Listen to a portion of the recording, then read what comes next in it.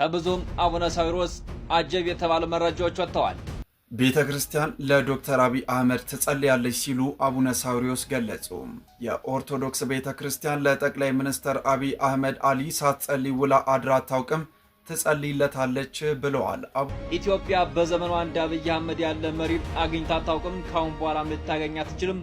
ሁላችንም በየእምነታችን ነጋ ጠባ ለአብይ አህመድ መጸለይ ግዴታችን ነው። በእጅ ያዙት ወርቅ ከመዳብ ይቆጠራል እንጂ እንደሳቸው ያለ መሪም አናገኝም ሲሉ ተናግረዋል። ማለት ሁላችሁም በየእምነታችሁ ጸልዩልኝ ማለት ምን ማለት ነው? አንዱ ቢሲት አንድ አይሶትም ነው። ይኸውልህ አንተም የምትጸልየው ሌሎችም የሚጸልዩ ጩኸት እንጂ ምንም አይነት ውጤት አያመጣም። ሰላም ጤና ይስጥልኝ። እንዴት አላችሁ? እግዚአብሔር የተመሰገነ ይሁን። ወቅታዊ በሆኑ ጉዳዮች ወደ እናንተ ተመልሼ መጥቻለሁ።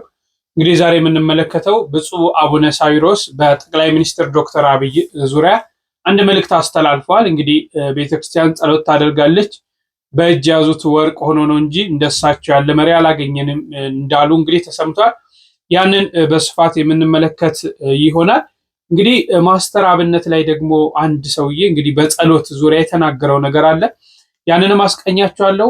አጀንዳችንን መቀየር የለብንም የሚሉ ነገሮችን እንዲሁም ደግሞ ስለ አእላፋት ዝማሬም የተለያዩ ሐሳቦች እየመጡ ነውና እንደው ገንቢ ሐሳቦች ውስጣቸው ደግሞ የመፍትሄ ሐሳቦች የያዙ ናቸው። እነዚህን በስፋት እንመለከታለን። እስከ መርሃ ግብሩ ፍጻሜ አብራችሁን ቆዩ።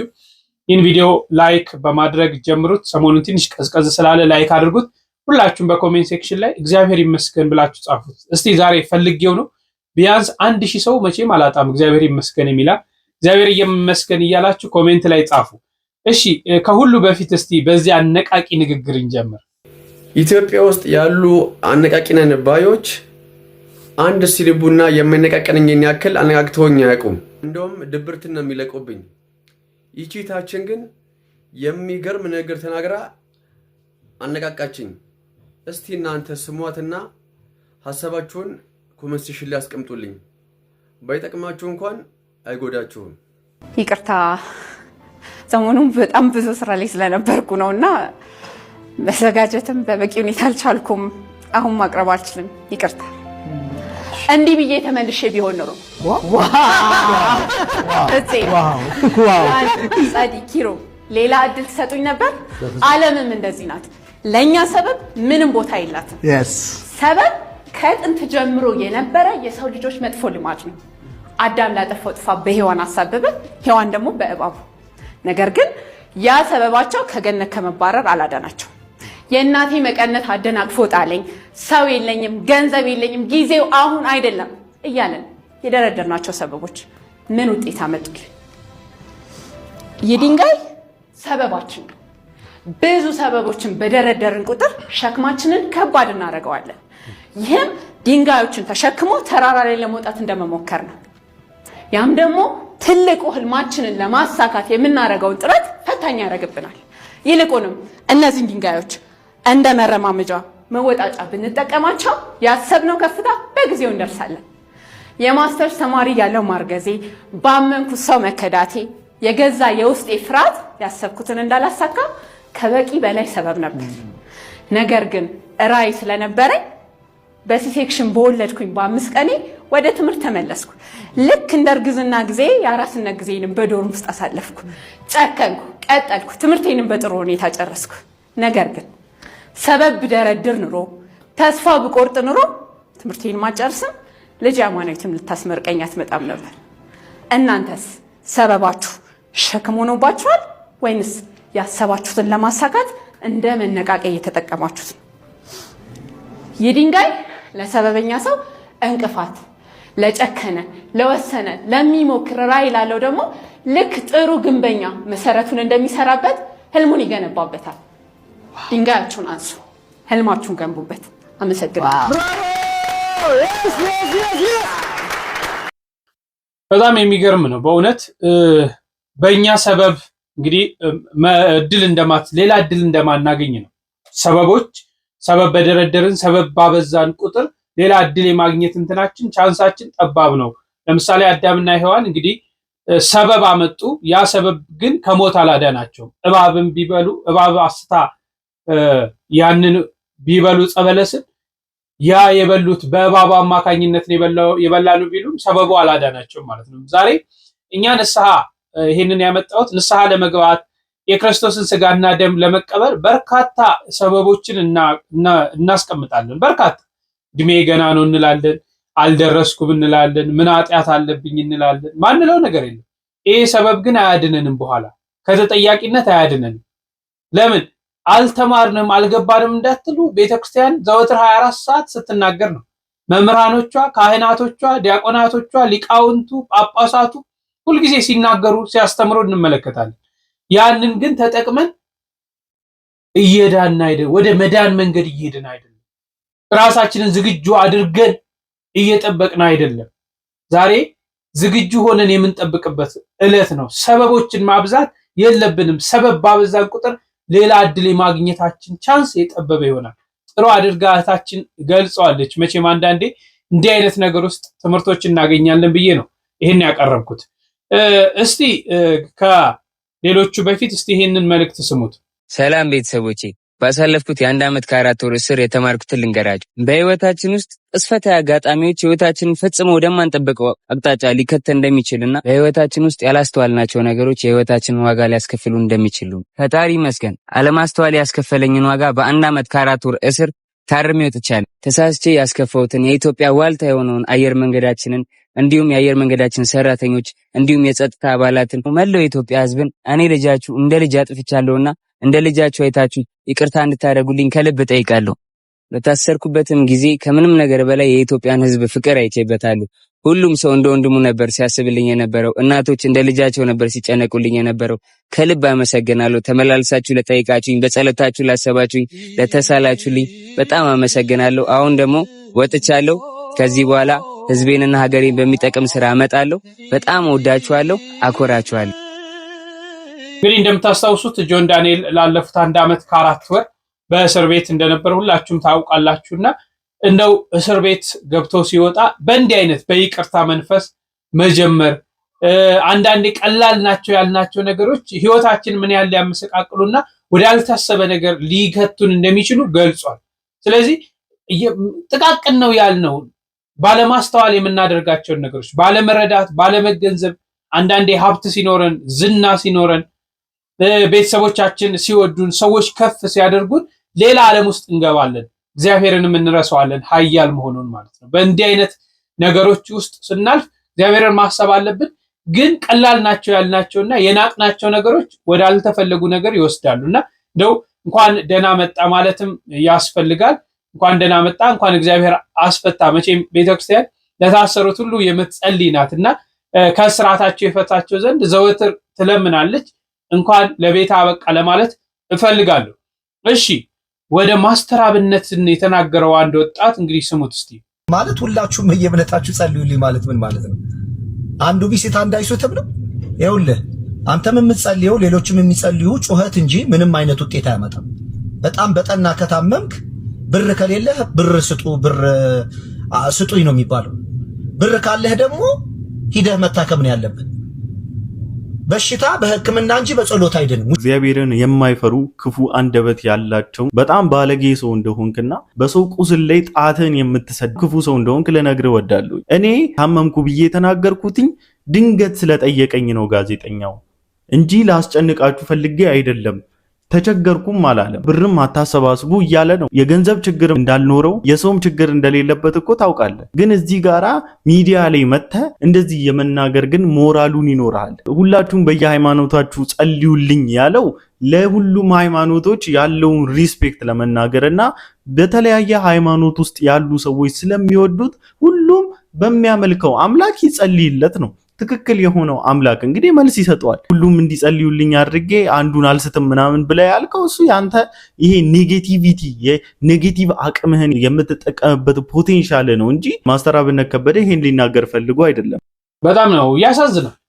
እንግዲህ እንዲህ አይነት ሰዎች ምን አይነት መልእክቶችን ማስተላለፍ እንደሚፈልጉ አላውቅም። ጸሎት እኮ ምንም ኃይል የለውም እያሉ እነዚህ ሰዎች እምነት የላቸውም፣ ሃይማኖት የላቸውም፣ የሚያመልኩት ፈጣሪ እገሌ ነው የሚሉት ፓርት የላቸውም። የሆነ ኃይል እንዳለ ያምናሉ። ያን ኃይል ግን አይከተሉም። አሁን ጸሎት ምን ያደርጋሉ? ጸሎትማ ኃይልን ታደርጋለች። የጻድቅ ሰው ጸሎት እኮ ኃይልን ታደርጋለች። ለተጨነቁት፣ ለተራቡት፣ ለተጠሙት፣ ለታረዙት፣ መከራ ውስጥ ላሉት ሁሉ የጻድቅ ሰው ጸሎት እርስ በርሳችን የምንደራረጋቸው ጸሎት ኃይልን ታደርጋለች። በርካታ ታሪኮች አሉ በመጽሐፍ ቅዱስ ላይ መመልከት እንችላለን። ይሄ ጸሎት ማለት እኮ ከእግዚአብሔር ጋር የምንነጋገርበት ቋንቋ ነው። ሰው እንዴት ከእግዚአብሔር ጋር እየተነጋገረ ምንም አያደርግም፣ ምንም አይነት ኃይል የለውም ይባላል። ገንዘብ ስለኖረን፣ ሀብት ስለኖረን፣ መታከሚያ ገንዘብ ስላለን እኮ አድንም እግዚአብሔር ካልፈቀደልን። ዛሬ በምድር ላይ መድኃኒት ያልተገኘላቸው ነገሮች ጸበል ቦታ ሄደን ስንጸበል ጸሎት ስናደርግ ከእግዚአብሔር ጋር ስንነጋገር እየዳንበት አይደለም? እየተፈወስን አይደለም? ምድራውያን ሐኪሞች ራሱ ግራ እስኪገባቸው የጸሎትን ኃይልማ እየተመለከትን እኮ ነው። እንዴት ጸሎት ምንም ኃይል የለው ተብሎ በድፍረት ለመናገር ትውልዱን ምን ለማስተማር? የነነዌን ህዝብ አታዩም እንዴ? ያ መዓት ቁጣ መጥቶባቸው 3 ቀን ወደ እግዚአብሔር ተመልሰው ማቅ ለብሰው ጸሎት ስላደረጉ ያ መቅሰፍት አልተመለሰላቸውም? ዛሬ እኛ ብዙ መቅሰፍት አልተመለሰልንም እንዴ በራሳችን ጸሎት ስላደረግን? ይህም ልጅ እኮ ሀብት አላጣ፣ ሰው አላጣ፣ ዝና አላጣ። ግን ምኑ ከሀብቱ ከገንዘቡ ምንን ተማመነ? የእናቶች ጸሎት። ለምን? ኃይል እንደምታደርግ ስለሚያምን ማለት። እና እባካችሁ አንዳንዴ የምንናገራቸውን ነገሮች እንለይ ለማለት እፈልጋለሁ። እስቲ ስለ አእላፋት ዝማሬ ከማለፋችን በፊት ብፁዕ አቡነ ሳዊሮስ ያሉትን እንስማ። ከብዙም አቡነ ሳዊሮስ አጀብ የተባሉ መረጃዎች ወጥተዋል። ይኸውም ብፁዕ አቡነ ሳዊሮስ የኢትዮጵያ ኦርቶዶክስ ተዋሕዶ ቤተክርስቲያን ለአብይ አህመድ ነጋጠባ ጸሎት ማድረግ አለባት ሲሉ ዛሬ አውጀዋል። እንግዲህ መረጃው እንደወጣው ከሆነም ኢትዮጵያ በዘመኗ እንደ አብይ አህመድ ያለ መሪ አግኝታ አታውቅም፣ ካሁን በኋላ ልታገኝ አትችልም። ሁላችንም በየእምነታችን ነጋጠባ ለአብይ አህመድ መጸለይ ግዴታችን ነው። በእጅ የያዙት ወርቅ ከመዳብ ይቆጠራል እንጂ እንደሳቸው ያለ መሪም አናገኝም ሲሉ ተናግረዋል። እናንተስ በዚህ ሐሳብ ላይ ምን ትላላችሁ? ሐሳባችሁን ኮሜንት ላይ ያስቀመጣችሁ። ቤተ ክርስቲያን ለዶክተር አብይ አህመድ ትጸልያለች ሲሉ አቡነ ሳዊሮስ ገለጹ። የኦርቶዶክስ ቤተ ክርስቲያን ለጠቅላይ ሚኒስትር አብይ አህመድ አሊ ሳትጸልይ ውላ አድራ አታውቅም፣ ትጸልይለታለች ብለዋል አቡነ ሳዊሮስ። አክሎም ኢትዮጵያ በዘመኗ እንደ ዶክተር አብይ አህመድ ያለ መሪ አግኝታ አታውቅም ያሉ ሲሆንም በእጅ የያዙት ወርቅ እንደ መዳብ ይቆጠራል እንደሚባለው ተረት ሆነና ነው እንጂ ለመሪያችን በየእምነታችን ነጋ ጠባ መጸለይ አለብን ሲሉም ተደምጧል። ባይዘዌ ወደ ሌላው ፓርት ለመግባት ፈልጌ አይደለም፣ ግን ቤተክርስቲያን ለመሪዎች ጸሎት ታደርጋለች። ይህንን ማመን አለብን። ለምሳሌ ቅዳሴ ታስቀድሳላችሁ አይደለ? ስገዱ ተብሎ በእንተ ቅድሳት ሲነበብ እኮ እንደዚህ ይላል፣ ዕውቀትን እርሱን መፍራትን እግዚአብሔር ይሰጣቸው ዘንድ ስለ መኳንንትና ስልጣን ስላላቸው ሰዎች እንማልዳለን። ምንን? ዕውቀትን ምን? እሱን መፍራት ይሰጣቸው ዘንድ እግዚአብሔር ይሰጣቸው ዘንድ ስለ መኳንንትና ስልጣን ስላላቸው ሰዎች እንማልዳለን፣ እንጸልያለን፣ እንለምናለን። እንዴ ቤተክርስቲያን እኮ ስላለፉት ነገስታት ሁሉ ስላለው መሪ ሁሉ ክፉ አይደለችም። ባይዘው የቤተክርስቲያን ሰው ክፉ ሆነ ብላ እኮ ክፋትን የምታስብ አይደለች። ይህንን ልናምን ያስፈልጋል። ለመሪዎቿ ትጸልያለች። ሀገርን በሰላም በፍቅር በአንድነት እንዲመሩ እግዚአብሔርን እንዲፈሩ ትጸልያለች። ምንም የፈለገ ሃይማኖት ሆኖ ይምራ። ለምሳሌ ዶክተር አብይ የፕሮቴስታንት እምነት ተከታይ ናቸው አይደል? የፕሮቴስታንት እምነት ተከታይ ስለሆኑ ቤተክርስቲያን ምን አገባኝ ብላ ዞራት ጸሎትን ታደርጋለች። ይሄ ከቀደመው ከአባቶቻችን ስርዓት ጀምሮ ሲወርድ ሲዋረድ የመጣ ነው። ዛሬ እኛ ጋር ስለደረስን ወይም ስለምንጠላው ወይም ደግሞ የኛ እምነት ተከታይ ስላልሆኑ ጸሎት ለምን ይደረጋል ውስጥ አንገባ። ያ ቤተክርስቲያን ያስቀመጠችው ስርዓት ስላለ ሌሎቹን የተሰጠውን ሐሳብ ደግሞ እናንተ እስቲ ጨምሩበት ለማለት እፈልጋለሁ። እንግዲህ ሁለት ነገሮችን እንመለከታለን። ስለ አእላፋት ዝማሬ የተለያዩ ሰዎች ያነሷቸውን በጣም ጥሩ ገንቢ የሆኑ ሐሳቦች አሉ። ከዚህ ጋርም ተያይዞ ደግሞ አጀንዳችንን መቀየር የለብንም የሚሉ ረዘም ያሉ ነገሮች አሉ። በጣም ገንቢዎች፣ ብዙ ጥቅሞች፣ ብዙ ነገሮችን የምናገኝበት ነውና እነዚህን እስቲ በጥሞና አብረን በጋራ እንከታተል። ስለ አእላፋት ዝማሬ ዘመድኩን ያለውን ሰምታችኋል። አንዳንድ ሰዎች እዚህ ሀገር የሌሉ ሁሉም ባይደው እዚህ ሀገር የሌሉ ሰዎች ውጡና ጥቁር ልበሱ፣ እንዲህ አድርጉ፣ እንደዛ አድርጉ ምናምን እያሉን እኔ እኮ በጣም የሚገርመኝ አእላፋት ዝማሬን ለምን ዋይ ስፔሲፊክሊ አእላፋት ዝማሬ? ከዛ በኋላ እኮ ጥምቀት አለ። ጥምቀት አይከበር? በጥምቀትም ጥቁር እንልበስ እየየ እንበል። አሁን የፊታችን ገብርኤል አለ፣ ቅዱስ ገብርኤል ታኅሳስ 19 ይከበራል። የዛን ቀንስ እሺ ሌሎች ክብረ በዓላት ላይስ ምንድነው እያሰባችሁ ያላችሁት? ቅዳሴስ ጥቁር እንልበስ? ቅዳሴ በየቀን አለ፣ በዛም ቀን ጥቁር ለብሰን እንውጣ? ወደዚህ ምንድነው እያሰባችሁ ያላችሁት? ስለዚህ ስፔሲፊክሊ አላፋት ዝማሬ ላይ የቅናት መንፈስ አለ። ምክንያቱም ሌሎቹ ጉባኤዎቻችን አብዛኛው ማለት ነው የተሸፈነ ነው። አላፋት ዝማሬን መከለል አይቻል፣ መሸፈን አትችሉም። ኢትስ ሶ ግሬሽስ። እግዚአብሔር ይሄንን የምስጋና ቀን ስለሰጠና እናመሰግነዋለን። የፈለገ ከነ ኃጢያታችን ከነምናችን ይሄንን ቀን እግዚአብሔር ሰዎች የሚናፍቁት ኦርቶዶክሳውያን በሙሉ በአንድነት የሚናፍቁት ትልቅ ጉባኤ ተሰጠን። ሶ ዋት ምንድነው የምትሉት? ስለዚህ አላማችሁ ሌላ ነው። የቅናት መንፈስ ነው። አያችሁ፣ ሰይጣን ይቃጠላል። በዚህች ሰበብ ከመንግስት ጋር በማነካካት ይሄንን ፕሮግራም ለማደናቀፍ የተደረገ ሴራ ነው። ምንም there is no question። የቅናት መንፈስ ነው። ሰይጣን ዲያብሎስ እየሰራ ያለው በዚህ መንገድ ነው። ሰይጣን በተለያየ መንገድ ነው የሚሰራው፣ በተለያየ መንገድ። አላፋት ዝማሬ ገና ከመጀመሪያው እግዚአብሔር ሲባርከው እንዳይተዋወቅ ትልቅ እንቅፋት ነበረበት። መስቀል አደባባይ ሲባል እንቅፋት ገጠመው። ኖ አይ ጃልሜዳ ሲባል ኖ የት ተደረገ? እዛው በቤታችን በቤተ ክርስቲያናችን መከልከሉ በራሱ አያችሁት ምን ያክል የበለጠ እንዳሳደገው። ከዛ በአመቱ ደግሞ ሁሉም ሰው የሚናፍቀው መሆን ጀመረ። ሰላም በአመቱ ሁሉም ሰው የሚናፍቀው መሆን ጀመረ። አሁን 3ኛ አመቱ ላይ ኤቭሪባዲ ኢዝ ቲንኪንግ ኦፍ ገና ካሁኑ የአላፋት ዝማሬ። ዘንድሮ ደግሞ መስቀል አደባባይ ነው የሚደረገው። ኢትስ አንቢሊቨብል ጋይስ። ስለዚህ ሰይጣን ይጩፍ ይበጥረቅ፣ በተለያየ አንደበቶች እየተገዛ ብዙ ነገሮች ሊላል፣ ብዙ ነገሮች ሊናገር ይችላል። እኛ ግን አንቀርም፣ የፈለገ ቢሆን ማለት ግን ይህንን ስል ቤተክርስቲያናችን ችግር የለባትም እያልኩ አይደል።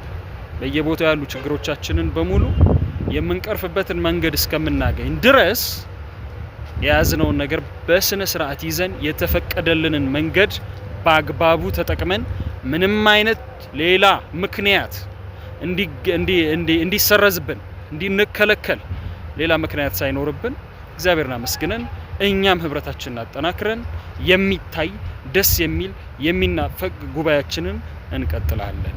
ይሄ የኔ ስሜት ነው። የእናንተስ? ዘንድሮ የአላፍ ዝማሬ መደረግ የለበትም።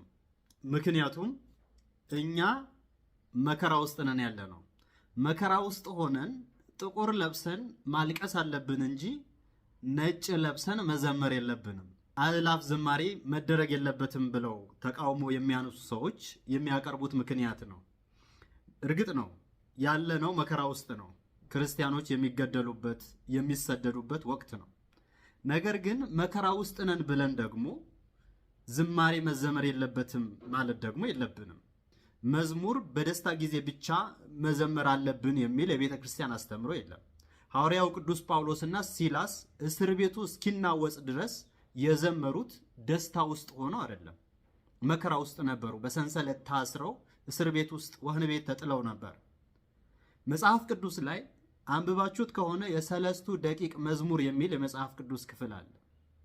ሰለስቱ ደቂቅ እሳት ውስጥ ሆነው ራሱ ምስጋና ግን አላቋረጡም ነበር። ኢዮብ በዛ ሁሉ መከራ ውስጥ ሆነው እንኳን 10 ልጆች በአንድ ቀን ሞተውበት እግዚአብሔር ሰጠ፣ እግዚአብሔር ነሳ፣ የእግዚአብሔር ስም የተመሰገነ ይሁን ብሎ አይደል እንዲያመሰገነው። እግዚአብሔር ማመስገን ያለብን እኮ በደስታ ጊዜ ብቻ አይደለም፣ በሐዘንም ጊዜ እግዚአብሔር ማመስገን አለብን። ኮንሰርት ቢዘጋጅ ለምን ኮንሰርት ይዘጋጃል ብሎ እንኳን በዚህ ልክ የሚቃወሙ አይመስለኝም አንዳንድ ሰዎች። ሐዋርያው ቅዱስ ጳውሎስ ሳታቋርጡ ጸልዩ ካለ በኋላ በሁሉም አመስግኑ ነው ያለው። እግዚአብሔር ማመስገን ያለብን በደስታችን ጊዜ ብቻ አይደለም፣ በሐዘናችንን ጊዜ ማመስገን አለብን። ሲሞላልን ብቻ ሳይሆን ሲጎልብንም፣ ስናገኝ ብቻ ሳይሆን ስናጣም እግዚአብሔር ማመስገን አለብን። እሺ በዚህ በልደት ጊዜ ነጭ ለብሰን መዘመር የለብንም ብለን ይሆናል። ከፊታችን እኮ ጥምቀት አለ። ጥምቀትን ማክበር የለብንም ነጭ ለብሰን ልንል ነው? መሆን የሌለበት ነገር እኮ ነው።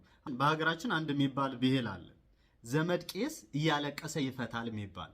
አንድ ቄስ ዘመዱ ቢሞትበት በቃ ዘመዴ ሞተዋልና ብሎ ከጸሎተ ፍትሐት ዞር አይልም። እያለቀሰም ቢሆን እያዘነም ቢሆን ጸሎተ ፍትሐቱ ላይ ግን ይሳተፋል።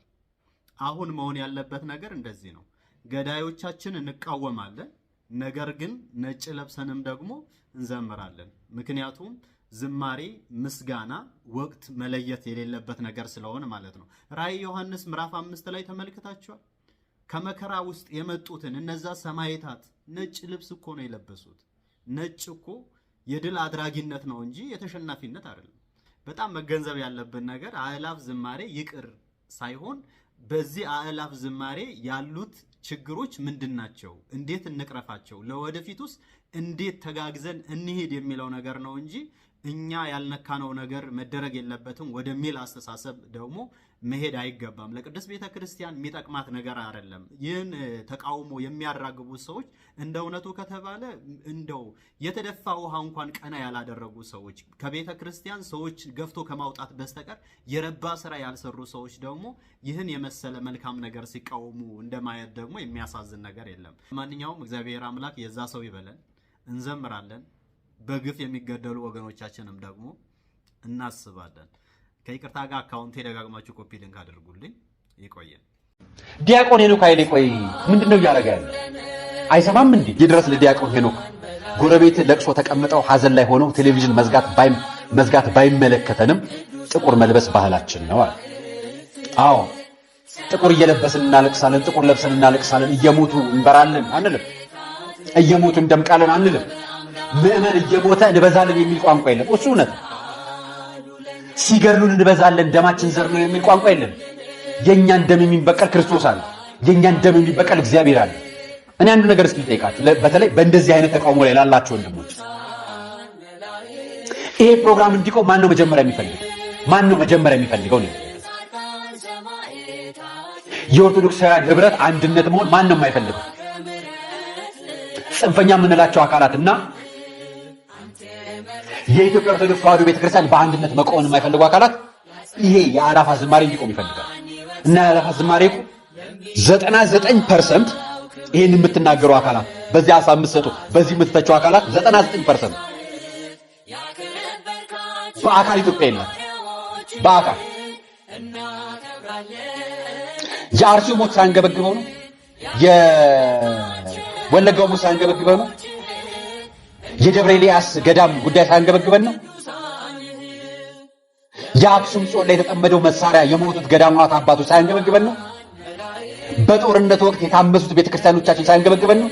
የተገደሉ ካህናቶች ሳንገበግበን ነው።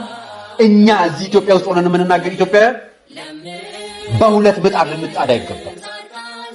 በእናንተም በአባቶችም በውስጥ ባለ ሴራ ፊት ለፊት የምነግራችሁ እውነትን ነው የምነግራችሁ። ውሸት ይምሰላችሁ ውሸት፣ እውነት ይምሰላችሁ እውነት። እናንተ ሐሳቧን ተቀበሏል። ትክክል ነው።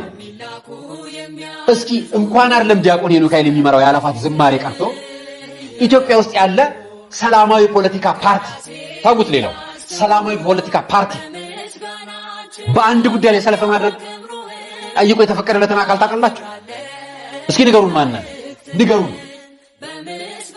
ክርስትና ሰማዕትነት ነው ካላችሁ ብፁዓን አባቶቻችን የት አሉ? ክርስትና ሰማዕትነትን የሚያስተምረው ማለት አባቶቻችን ናቸው አይደል? ሊቀ ካህናቶቻችን የምንላቸው ጳጳሶቻችን፣ ፓትርያርካችን፣ የቆሞሶቻችን፣ አስተዳደሮቻችን የት አሉ? የት አሉ? የት አሉ? እነዚህ ሁሉ ቤተክርስቲያን ደሞዝ የምትከፍላቸው በቤተክርስቲያን መዋቅር የሚያገኙ ጥቅም የሚያገኙ የቤተክርስቲያን መዋቅሮች የት አሉ? ምዕመኖቻቸው በጎች የታረዱባቸው አቡነ ያሬድ የት አሉ? ብዙ አቡነ ያሬድ የት አሉ? የት አሉ? የሚናገሩት እንደናንተ እስካሁን የት አሉ? የሚጮሁ አባቶች የት አሉ? ልክ ነው። ሐዘን ማዘን አለብን። አዎ ማልቀስ አለብን። የት ነው የምናለቅሰው? የምስጋና ዝማሬ ቆማሉ? የሰው ስለሞተ እየሞተን እኮ ነው በየቀኑ። እኛ እኮ በየቀኑ ፕሮግራም ስንሰራ እንሞታለን።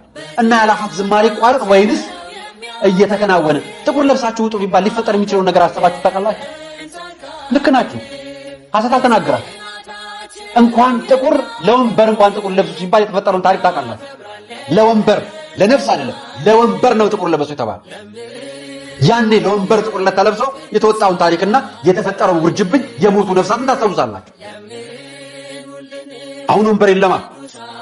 ጳጳሶቻችን ጥቁር ለበሱ አይሉንማ። ወንበር ስላልተነካ ወንበር አይነካም።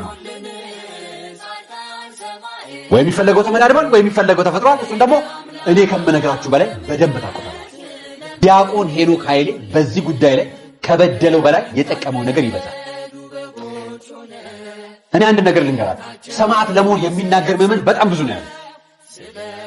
ንስሐ ሰጥቷል፣ ስጋው ደግሞ ተቀብሏል። እስኪ ጠይቋቸው። እስኪ ስጋው ደግሞ የተቀበለ ምዕመንን እስኪ ጠይቁት። እስኪ አለ ወይ ምዕመን? እንኳን አይደለም ካህን ምዕመን ከቅዳሴ ሰዓት ውጪ ከስራ ሰዓት ውጪ ሄዶ ስጋው ደግሞ የሚቀበል ካህን አለ ነው ያው። ንስሐ ገብቶ ስጋው ደግሞ የሚቀበል ካህን አለ ነው።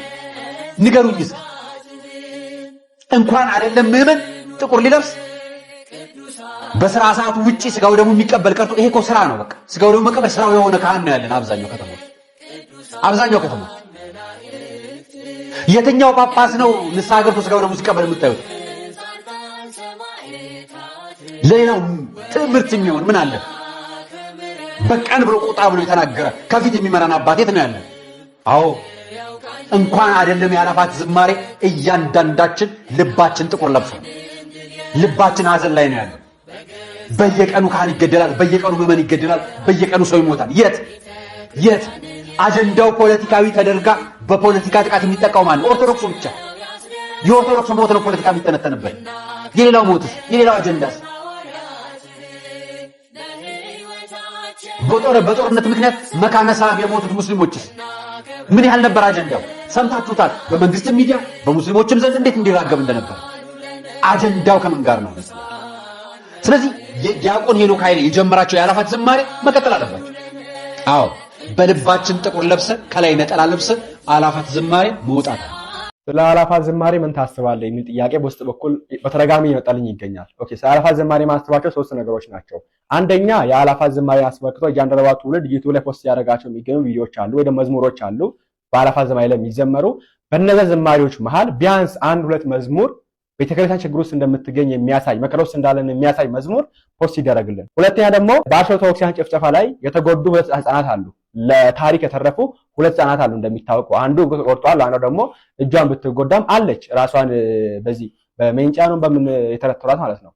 እነሱ 2 ህፃናት ቪአይፒ ቦርድ ሰጥቷቸው ፊት ለፊት ተቀምጦ ማየት አለብን። በተደጋጋሚ ካሜራ ወደ እነሱ ፎከስ አድርጎ ማሳየት አለበት እነዛ ህፃናት። በዛው በኩል ደግሞ እርዳታ ይደረግላቸው። እነዚሁን ደግሞ ባለፈው ዓመት አስደንቆናል። የጃንደረባ ትውልድ የአላፋት ዝማሬ ላይ በጣም ያስደነቀን። ምክንያቱም በአጭር ሰዓት በአጭር ጊዜ በአጭር ቀን ውስጥ ኦሎምፒክ ላይ በጌታችን እራት ወይ ደግሞ በጌታ ስጋ ደም ላይ ሲቀልሉ ነበርና እሱን አስመልክቶ የሚገርም ዶክመንተሪ ሰርቶ አስደምሞን ነበር። እንደዛው ሁላ አሁን ደግሞ ቤተክርስቲያን ችግር ውስጥ እንደምትገኝ መከራ ውስጥ እንደምትገኝ በተለይ የኦርቶዶክሳውያን አስመልክቶ አንድ ዶክመንተሪ ሰርቶ ቤተክርስቲያን ሳያችበት መከራ የሚያሳይ ዶክመንተሪ ይሰራልን፣ ሁላችን ማየት እንፈልጋለን። ከዛ ውጪ ደግሞ እንደ ቲፕ ምጨመረ ምንድነው በአላፋት ዝማሬ ላይ ነጭ ለብሳችሁ ኑ ተባለ እንጂ ነጭ ብቻ ኦኬ ብቻ የሚል ቃል አልገባበትም። ስለዚህ ነጭ ብቻ ለብሳችሁ ኑ ያለ ቃል የለም። ጥቁር ለብሰህ የምትሄድ ከሆነ ጥቁር ለብሰህ ሂድ። ለምሳሌ ያክል እኔ ጥቁር ለብሼ ነው የምሄደው። ጥቁር ለብሰህ መውጣት አትችልም የምትለኝ አካል ካለ ነጭ ግዛልኝ። የለኝም፣ አቅሙ የለኝም። ኦኬ በቃ አቅሙ የለኝም፣ ነጭ መልበስ አቅሙ የለኝም። ስለዚህ ጥቁር ለብሼ እመጣለሁ። መብቴ ነው፣ ማንም አይከለክለኝም። አይ መግባታችንን ካላችሁ እንታያለን። ከፈለኩኝ ፒንክ ለብሼ እመጣለሁ፣ ሰማያዊ ለብሼ እመጣለሁ፣ ቢጫ ለብሼ እመጣለሁ ከፈለኩኝ። ማንም ይከለክለኛል ብዬ አላምንም። ኦኬ ይሄን ያልኩበት ምክንያት ምንድነው?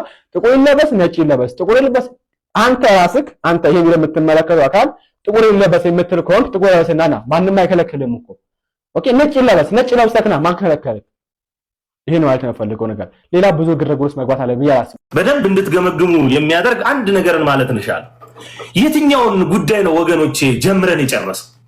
የትኛውን ቦታችንን፣ የትኛውን የአብያተ ክርስቲያናትን ቃጠሎ፣ የትኛውን የመዋቅር ዘረፋ ነው እስከ ዛሬ ድረስ በሁለት እግራችን ቆመን ጀምረን የጨረሰው? መቼ እስቲ ጀምረን ጨርሰን እናውቃለን? ለምንድን ነው ጀምረን ያልጨረሰው? ምንድነው ችግራችን? ሁልጊዜ ጩኸት ብቻ የሆነው ለምንድን ነው? ለምንድን ነው ተራማጅ የሆነ ለውጥ ማምጣት ያቃተ? አያችሁ፣ ዓለም አቀፍ የሆኑ ስሞች ተሰጥተው ማለት በሁሉም ዓለም የሚገኝ አካል በአጠቃላይ የሰጠን አንድ ስም አለ፣ ሾርት ሚሞሪ እያለ ማለት።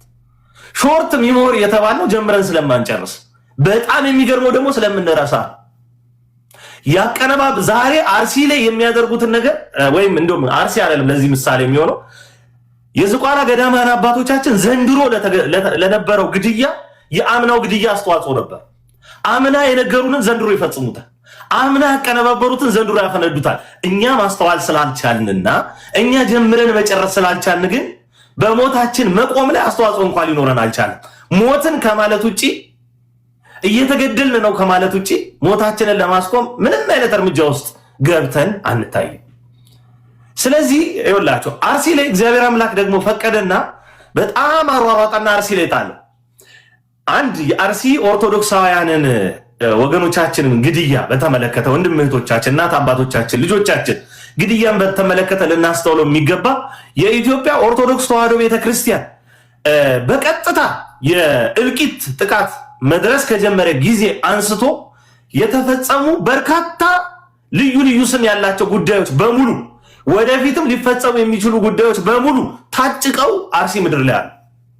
የህፃናት ሞት፣ የአጠቃላይ የባለማተቦች እልቂት፣ የመዋቅር ጥቃት እንግዲህ ወረዳ ቤተ ክህነት ላይ አንድ ስራ አስኪያጅ አስቀምጦ ካህናትና ዲያቆናት እስካይኖሩ ድረስ የማዝረክረክ ስራ በመስራት የሌሎች የጽንፈኛ ኃይሎች አዋጅ ይሄ በጦር ደረጃ ጸጋዬ ሲያሳዩን ሲያስመለክቱን የነበረው በጦር ደረጃ ሲደረግ የነበረው ልምምድ ለምን እንደሆነ እያንዳንዱን ነገር ፍንትው አድርጎ አብያተ ክርስቲያናት ሳይቃጠሉ መሰደድ አይታችኋል። አንድ ቤተክርስቲያን ጊዮርጊስ ቤተክርስቲያን ይመስለኛል ካህናትና ዲያቆናት ያሉት በቃ ከዚህ በላይ እዚህ ቦታ ማገልገል አንችልም ብለው ንዋያተ ቅድሳትን ሲሰበስቡ አይታችኋል። ይሄ ነው ትልቁ እቅድ፣ ይሄ ነው ትልቁ ፕላን።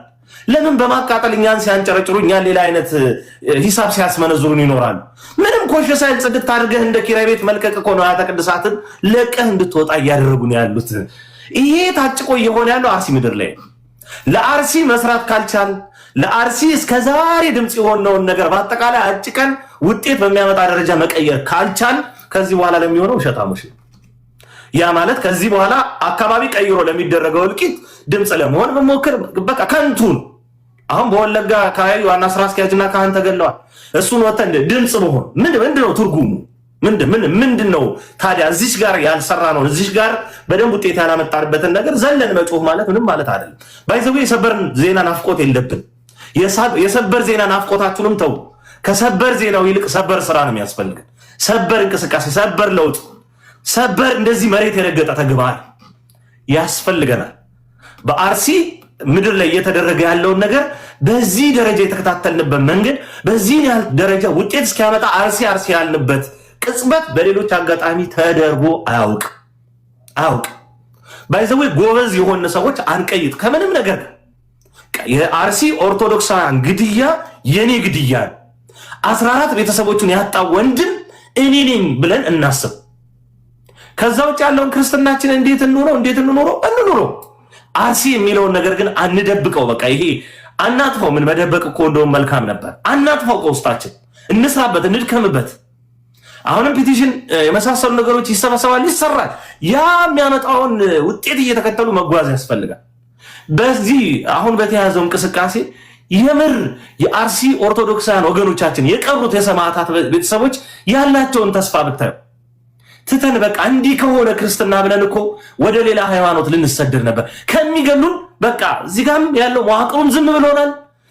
ክርስትና እውነት መሆኗን ሁሉ መረዳት እስኪከብደን ድረስ ብዙ ነገር ተጋርዶብናል። በዚህ ሁኔታ ውስጥ እንደው ሃይማኖት ብንቀይር ብለን ሁሉ እስከማሰብ ለመኖር ያሰብንበትን አጋጣሚ አሁንም ወንድም እህቶች፣ አባቶች፣ እናቶች፣ እህቶች አብረውን አሉ ብለን ስለምናስብ አጽናንቶናል ይሏቸዋል። ቀላል ጥቅም አይደለም። እኔ ዓለም አቀፍ ተቋማት ከመረዳታቸው በላይ አንድ ነፍስ አንድ የሆነ አካል ቤተክርስቲያን ውስጥ መቆየቱ ትልቅ ትርፍ ነው። ትልቅ ሁላችንም ተሰብስበን አርሲ እንግባ። ሁላችንም ተሰብስበን አርሲን እንሁን። ያን ስንሆን የሚሰራው ነገር በተለየ መንገድ ማብራራት ሳይጠይቅ እንረዳዋል።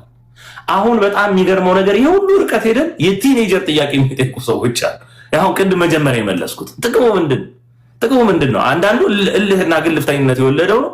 አንዳንዱ ደግሞ ፍጹም በቃ እንደው በየሆነ በጆሮ ዘለል ነው ነገሮችን የምንሰማው። ከዚህ ቀደም ቀይሲ በተለያየ አይነት አጋጣሚ ስለመደራጀት ሲወራ እስቲ መጀመሪያ አርሲ ስለሚለው ጉዳይ ከእህት ከወንድሞቻችሁ መቼም አንድ ሰው ካለ ጓደኛ አይፈጠርም። ጓደኛ ይኖረዋል ሊብዛም ይነስ፣ ከሌለ ቤተሰብ ይኖረዋል። እስቲ 3-4 ሰብሰብ ብለን በሳምንት 3-4 ጊዜ በትንሹ ማለት ነው ስለ አርሲ ኦርቶዶክሳውያን ግድያ እንምከር። እስቲ ሉቃስና ቀሌዮጳንን ይሁን። ያኔ ነው ችግሩ የሚገባን። ያኔ እንቅልፍ ይነሳናል። ያኔ መቆም መቀመጥ አንችልም። ያኔ ሌሎች የምንሰነጣጠቅባቸው ነገሮች በሙሉ ጉዳይ ሆኑ። ስለዚህ በጣም በተቻለ አቅም በጣም በጥሩ አእምሮ አርሲ ላይ እንቆይ። ከዚህ በኋላ የምንነግራችሁ ሰበር ዜና የለንም። የሚደገም ግድያ እንጂ አዲስ ግድያ የለም። የሚደገም የቤተ ክርስቲያን መዋቅራዊ ጥቃት እንጂ አዲስ መዋቅራዊ ጥቃት የለም። አለቅ። ስለዚህ ሁሉ ነገር ተከትሎ መረዳት ያስፈልጋል። እነሱ በደንብ አጥፊዎቻችን ተቀናጅተው ተደራጅተው የኛ የኦርቶዶክሳውያንን ድክመት ለይተው እንደ ዳንኤል ክብረት አይነት ኮርማ አለ ቤተ መንግስት ውስጥ የቤተ ክህነትን የውድቀት ጥናት በደንብ የሰራ ሰው እሱን ይዘው ነው ይችን ቤተ ክርስቲያን በእንደዚህ አይነት መንገድ እንግዲህ አርሲ ላይ በምናየው መንገድ ሊያጠፉ እየሰሩ ያሉ። ጥንቃቄ ያስፈልጋል። መልከታችንን በደንብ ሰፋ እናድርግ። እግዚአብሔር ይስጥልኝ። እንግዲህ ሁሉም ስለ ቤተ ክርስቲያን በማሰብ ነው። በኔጌቲቭ ፓርት አትመልከቱት። ሁሉም ስለ ቤተ ክርስቲያን ጥቁር ለብሰንም እንውጣ የሚሉ አካላቶች ያነሷቸው ሐሳቦች መከራ ላይ ፈተና ላይ ነንና በዚህ መከራችን በፈተናችን ነጭ ለብሰን አይደለም የዓለም ሰዎች እንዲያዩን ይህንን ነገር እናድርግ የሚል ነው። መልካም ሐሳብ ነው። በዚህም ደግሞ አይ ጥቁር አንለብስም ነጭ ለብሰን ነው የምንወጣው የሚሉ እየተነገረው ነገር መልካም ነው። እኔ እዚህ ላይ ብዙ የሚጨምራቸው ነገር የለም። ለምን በርካቶቹ ጥሩ ሐሳቦችን አንስተዋል። በጣም ገንቢ የሆኑ ሐሳቦችን ለአእላፋት ዝማሬ አዘጋጆችም የሚሆን እንደው እንደ መንደርደሪያ እዚህ ውስጥ ምን አካተን ብንሄድ እንዴት እናድርግ የሚሉ ነገሮችን በጣም ስለከተቱ ስለአዩ ያንን ብዙ የምንጨምርበት ነገር የለም። ነገር ግን አእላፋት ዝማሬ መካሄድ የለበትም የሚል አካል ካለ ትክክል አይደለም። በጋራ በአንድነት ሆነን ማመስገን አለብን። እንዴ ለምንድን ነው ዝማሬው ብቻ የታየው? የአእላፋት ዝማሬ እኮ ከመጀመሩ በፊት አስተውላችኋል በደንብ ያንን በህብረት በአንድነት ቆመን የምህላውን ጸሎት ያ የምህላ ጸሎት ኃይል አያደርግም? የሚደርስብንን ፈተና የሚደርስብንን መከራ ከሰው ከምንጠብቅ ከእግዚአብሔር ጋር ያስታርቀን።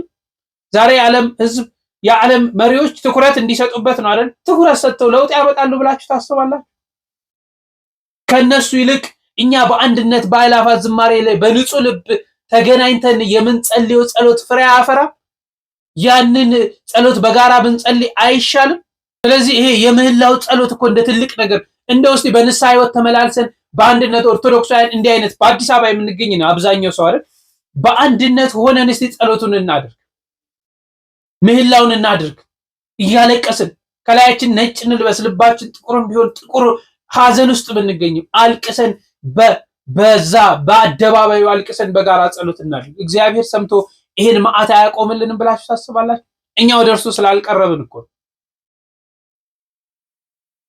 ስለዚህ በንስሐ ህይወት እንመላለስ። ሐሳባችሁን በቅንነት ስጡ። አንዳንዴ የሚሰጡ ሐሳቦችን በቅንነት ገንቢ ሊሆኑ የሚችሉ ነገሮች ቢሆኑ የተሻለ ነው ለማለት ፈልጋለሁ። እጅግ አከብራችኋለሁ አብራችሁን ስለቆያችሁ። እግዚአብሔር ደግሞ ቸሩን ሁሉ ያምጣልን ለማለት ፈልጋለሁ። በሌላ ጊዜ እስክንገናኝ ቸር ቆዩልኝ።